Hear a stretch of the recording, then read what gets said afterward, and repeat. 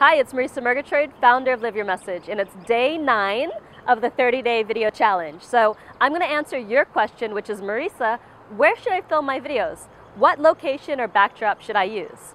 So the first question is indoors or outdoors. Obviously, I've been filming a lot outdoors, but I gotta say that filming outdoors is really tricky. The reason why is there are so many uncontrollable elements. You can't control the sound and you can't control the light.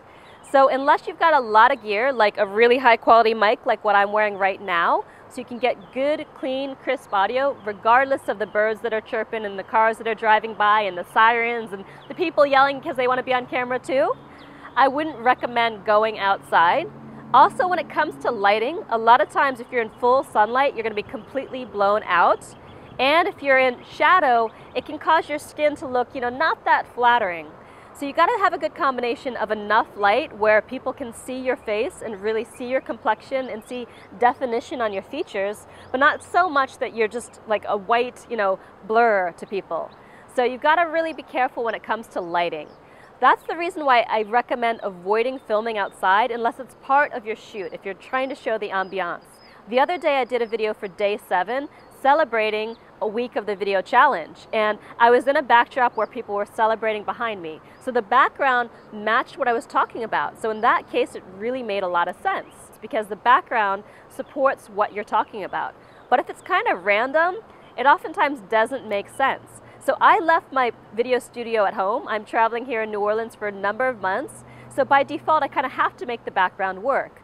So a few different considerations if you do want to shoot outside is you want to have something that's not going to detract from you. So I'm here against kind of a white wall, but the wall is not more dominant than me.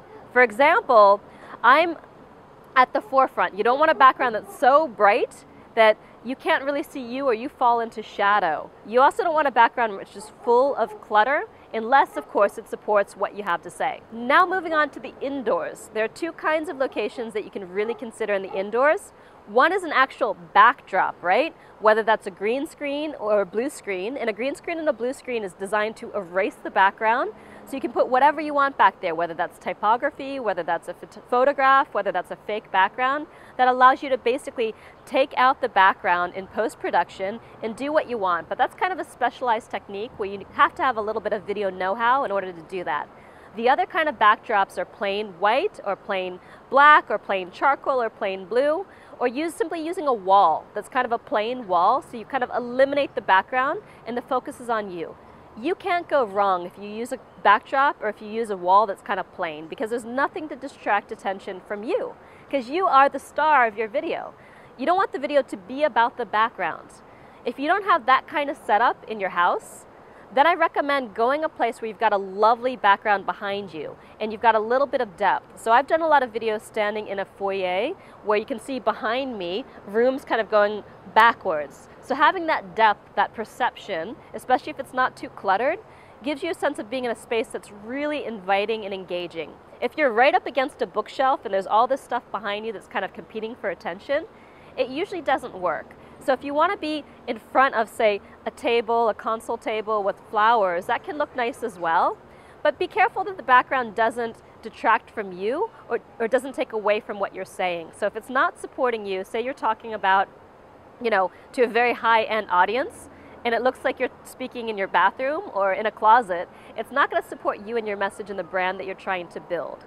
So that's it when it comes to choosing your backdrop, choosing your location. It really is about something that's going to support your message, support your brand, and not detract from what you're saying, and give you control over your situation enough that you can produce a very good quality image. That's all for today. Now go out there and live your message.